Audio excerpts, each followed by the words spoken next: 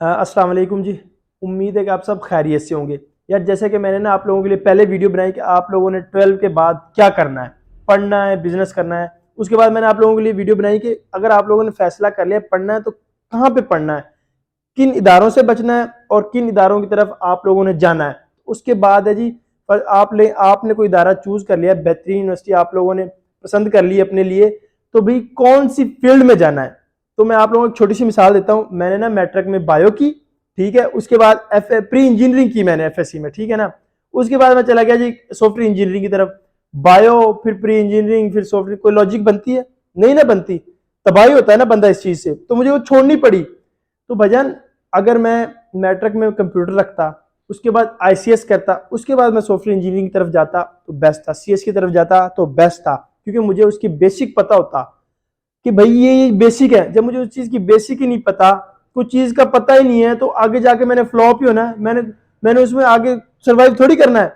तो इसी तरह हजार मसलों से बचने के लिए आज मैं आप लोगों के लिए ये वीडियो बना रहा हूं कि भाईजान देखें, आप बताते होंगे, लेकिन मैं नहीं कहता नहीं बताते, लेकिन ना 95% बच्चे ऐसे हैं जिनको डायरेक्शंस का नहीं पता कि हमने किस तरफ जाना है। सिर्फ ही 10% बच्चे ऐसे हैं जिनको डायरेक्शंस मिलती हैं, उनके जो घर वाले हैं वो उनको डायरेक्शन देते हैं कि आप लोगों ने जी इस तरफ जाना है। वो स्टार्ट से एम बना के आते हैं कि हमने जी डॉक्टर बनना है, इंजीनियर बनना है, सॉफ्टवेयर इंजीनियरिंग करनी है, केमिकल इंजीनियरिंग करनी है।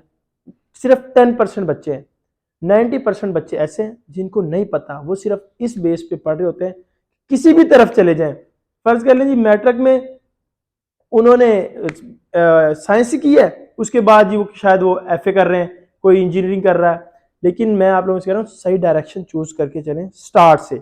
अगर आप लोग, और दूसरी बात ये कि देखें जी, साइंस से करनी है, आर्ट्स से करनी है, और एक कॉमन बात यह है कि जी हम अगर आर्ट्स से पढ़ेंगे ना तो फला क्या कहेगा, वो रिश्तेदार क्या कहेगा जी, मोहल्ले वाला क्या कहेगा, इन सब चीजों को छोड़ दें कि रिश्तेदार क्या कहेंगे।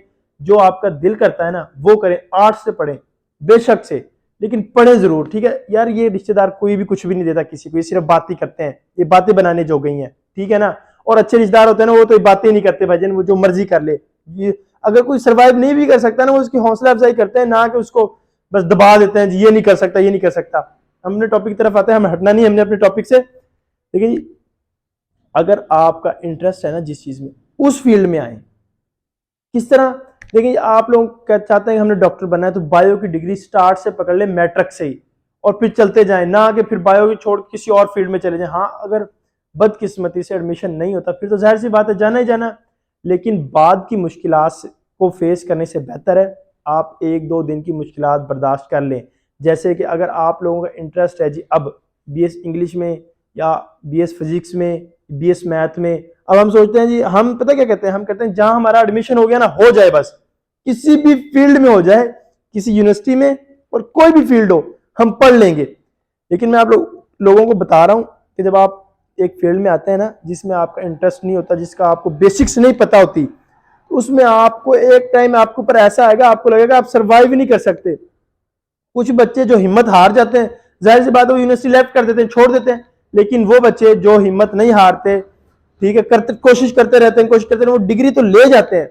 ये मैं 100% कहता हूं, जो बच्चा कोशिश करता है ना वो डिग्री लेके जाता है, छोड़ के नहीं जाता।